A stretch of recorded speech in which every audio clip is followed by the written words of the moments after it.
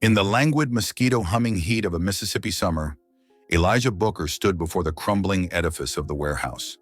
The scarred, weather-beaten bricks seemed to bear testament to a century's secrets. It was a skeleton of industry, an abandoned monument to commerce long forgotten.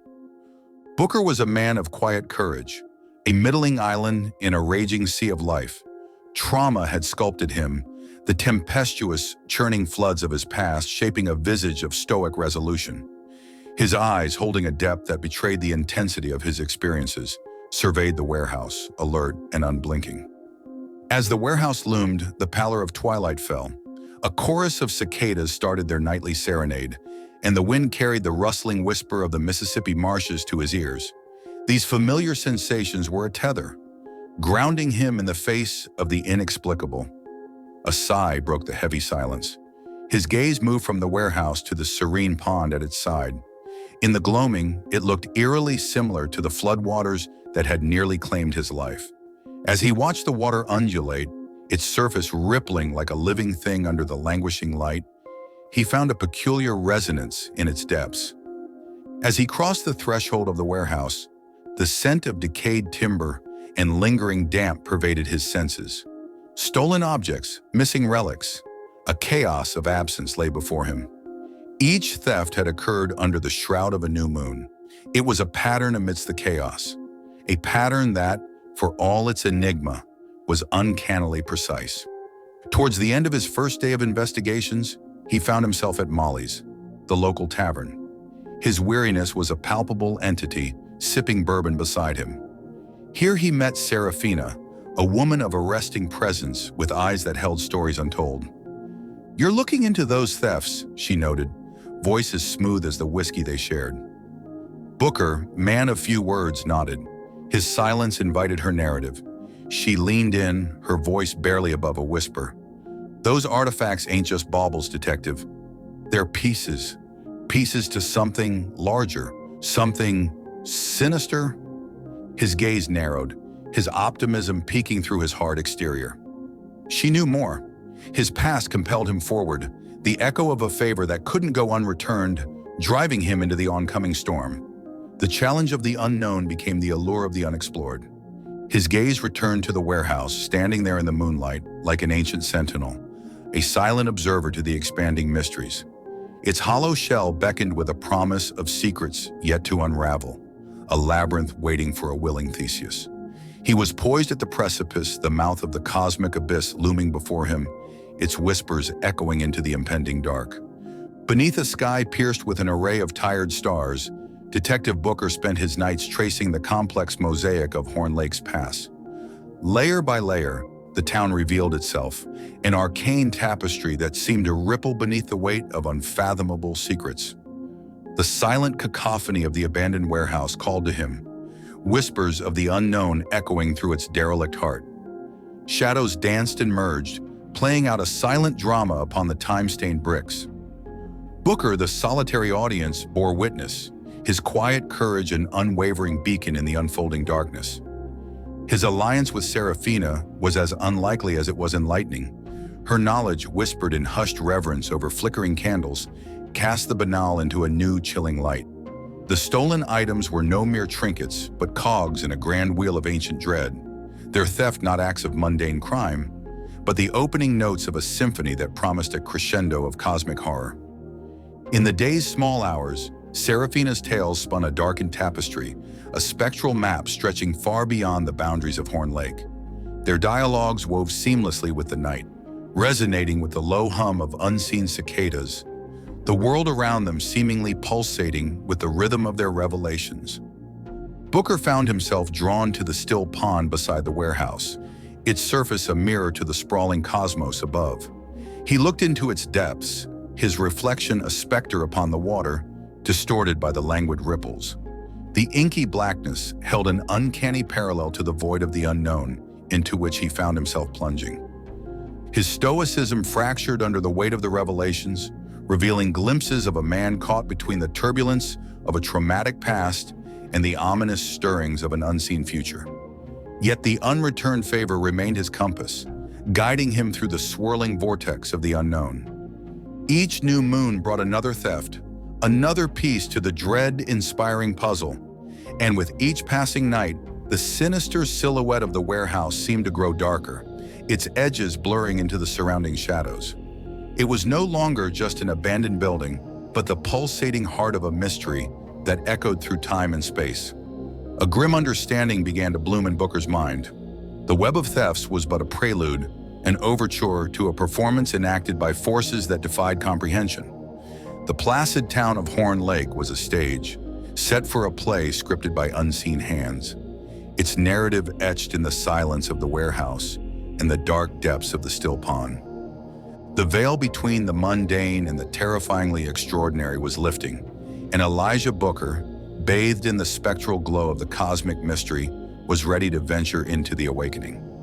Reality began to fracture around Detective Booker, an oil painting caught in a downpour.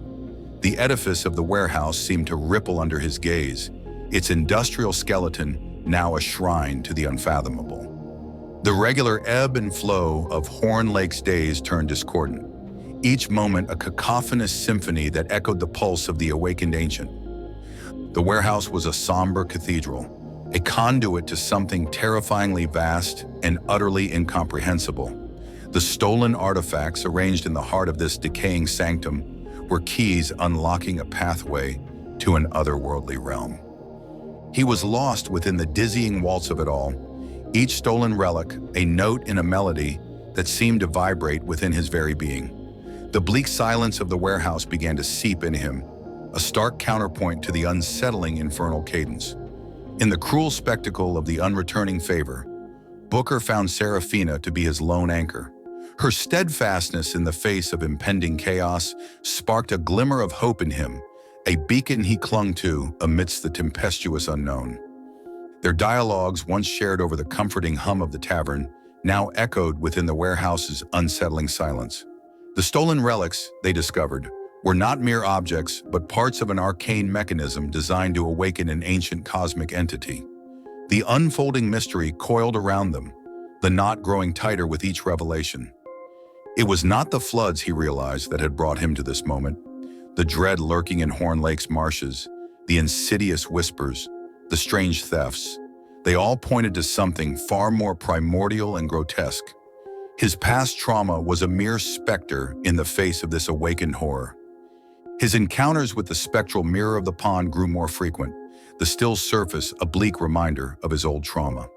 Yet now, as he stood on the precipice of a catastrophe far greater, the waters whispered a different tune, one of dark promise and unremitting horror. He stood within the heart of the ominous warehouse, surrounded by the stolen relics arranged in a cryptic array. The last vestiges of his former reality were dissolving around him, replaced by the spectral glow of the cosmic unknown. His gaze, once reflective of a pragmatic optimism, now reflected the quiet acceptance of a man facing an incomprehensible dread. The door to the abyss was ajar, a cold breath of the void slipping into the warm Mississippi night. His escape was not yet upon him, for now he would wade deeper into the unfathomable, bearing the weight of a silent exodus yet to come. The ancient cosmic entity, roused from eons of slumber, stretched its formless shadow across Horn Lake, a malignant umbra gnawing at the edges of reality. Its awakening was a symphony of chaos and madness, a cosmic ballet performed upon the stage of the derelict warehouse. Time and space folded upon themselves, redefining the dimensions of the town in frighteningly alien ways. Detective Booker, standing within the beating heart of the anomaly, felt an unfamiliar shiver trace his spine. It wasn't terror that gripped him, but a strange admixture of awe and resignation. He was a mere mote before the cosmic spectacle, a lonely ship on the vast and violent sea of the cosmos. His conversations with Serafina took a desperate turn, their words less an exchange of ideas, more a plea to the relentless universe. She looked at him, her gaze bearing the spectral echo of the entity's formless shadow. "We can't stop it, Elijah, but we can delay its full arrival." Delay! The word hung in the air, a promise of temporary respite in the face of inevitable chaos. The unreturned favor had now become a shared burden, a silent vow to resist the tide of cosmic terror. As the entity reached the precipice of complete manifestation, Booker and Seraphina, armed with the arcane knowledge they had gleaned, acted. Each stolen relic was a cog in the celestial mechanism, and by altering their arrangements, they managed to disrupt the entity's awakening process. The cosmic tremors subsided, replaced by an unsettling silence. The warehouse, once a gateway to the unfathomable, stood quiet and inscrutable. The still pond reflected the weary sky, its mirror-like surface no longer an omen, but a soothing balm for their frayed nerves. Yet the victory felt hollow.